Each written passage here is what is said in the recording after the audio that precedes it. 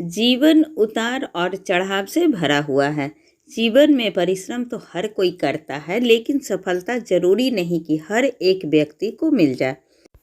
कुछ लोग निरंतर परिश्रम करते हैं, लेकिन जब उन्हें असफलता मिलने लगती है तो वह स्वयं पर विश्वास रखना छोड़ देते हैं और फिर उन्हें लगने लगता है कि अब तो उनके जीवन का कोई महत्व नहीं।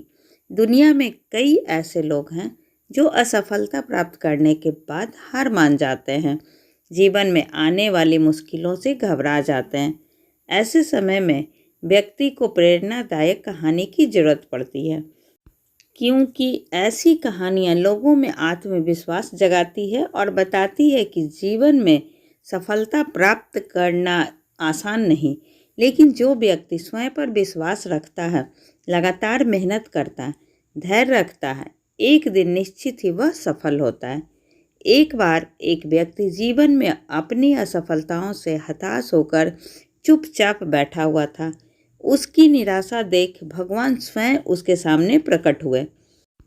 उस व्यक्ति ने भगवान से पूछा, मैंने अपने जीवन में बहुत कड़ी मेहनत की, लेकिन मुझे अब तक सफलता नहीं मिली। मैं लगातार असफलता प्राप्त करते जा रहा हूँ। अब आप बताइए कि मेरे जीवन की क्या कीमत है। इस पर भगवान मुस्कुराए और मुस्कुराते हुए उसे एक लाल चमकदार छोटा सा पत्थर थमा दिया। व्यक्ति ने पूछा, इस पत्थर का मैं क्या करूं?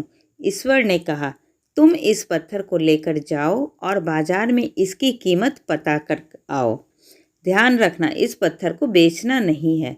ईश्वर के कहे अनुसार वह व्यक्ति उस लाल चमकदार पत्थर को लेकर बाजार में उसकी कीमत पता करने निकल पड़ता है। सबसे पहले उसे रास्ते पर एक संतरा बेचने वाला आदमी दिखा। वो उस आदमी के पास जाता है और पूछता है, भाई तुम इस लाल रंग के पत्थर का क्या कीमत दोगे?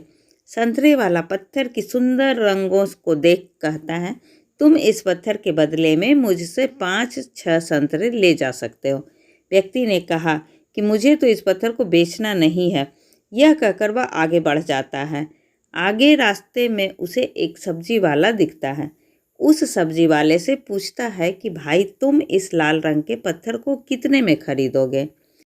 सब्जी वाला भी उस पत्थर की खूबसूरती से आकर्षित होकर कहता है कि तुम्हें इस पत्थर के बदले में मैं एक बोरा आलू दे सकता हूँ। बताओ, बेचोगे इस पत्थर को? व्यक्ति कहता है, नहीं, मुझे इस पत्थर को नहीं बेचना है।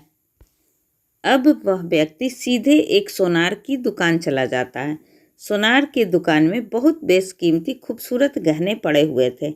वह व्यक्ति अब उस सोनार को पत्थर दिखाते हुए पूछता है कि इस पत्थर की कीमत क्या लगाओगे? सोनार बहुत ध्यान से उस पत्थर को देखता है। अंत में वह कहता है कि इस पत्थर के बदले में मैं तुम्हें 1 करोड़ रुपए दे सकता हूँ। लेकिन वह व्यक्ति बोलता है कि मुझे इस पत्थर को नहीं बेचना। सोनार को लगता है कि शायद दाम कम बता रहा हूँ, इसलिए वह पत्थर बेचने से मना कर रहा है। इसलिए सोनार पत्थर की कीमत बढ़ाकर 2 करोड़ कर देता है।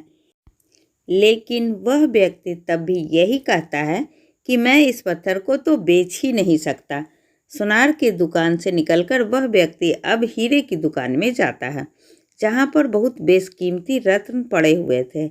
व्यक्ति हीरे के दुकानदार को पत्थर दिखाते हुए इसकी कीमत पूछता है।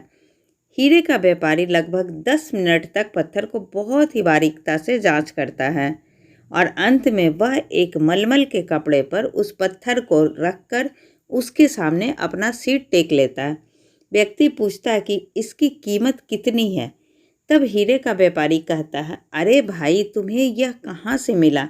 यह तो दुनिया की सबसे अनमोल रत्न है, जिसे दुनिया की पूरी दौलत लगा दो तब भी खरीदा नहीं जा सकता। यह सुनकर वह व्यक्ति बहुत अचंभित हो जाता और वह सीधे ईश्वर के पास आता है और सारी घटना भगवान को बता देता है। उसके बाद पूछता है कि भगवान, अब तो बताइए कि मेरे जीवन की कीमत क्या है? तब वो कहते हैं कि संतरे वाले, सब्जी वाले, सोनार और हीरे वाले सभी ने तो तुम्हें तुम्हारे जीवन की कीमत बता दी है। व्यक्ति कहता है, मैं समझा नहीं। तब भगवान उसे विस्तार पूर्वक समझाते हुए कहते हैं कि तुम किसी के लिए पत्थर के टुकड़े के समान हो तो किसी के लिए अनमोल रत्न। जिस तरह सबने अपनी अलग अलग जानकारी के हिसाब से इस पत्थर की कीमत बताई, लेकिन उस हीरे के व्यापारी ने इस पत्थर की असली पहचान कर ली। ठीक उसी तरह इस दुनिया में तुम कई लोगों के लिए एक मामूली इंसान हो। भले ही तुम्हें कितना भी हुनर क्यों ना हो, लेकिन वक्त के साथ यह हुनर जरूर निखर कर आता है। तुम्हें बस परिश्रम और धैर्य की ज़रूरत है। इस कहानी से हमें यही सीख मिलती है कि हर मनुष्य को खुद पर विश्वास रखना चाहिए, क्योंकि जिसे खुद पर विश्वास होता और वह परिश्रम करता है तो एक दिन हीरे के व्यापारी की तरह उसकी कीमत लोगों को समझ आने लगती है। ऐसी ही अच्छी और ज्ञानवर्धक कहानी सुनने के लिए प्लीज़ आप मेरे चैनल को सब्सक्राइब ज़रूर करें। तब तक के लिए बाय बाय।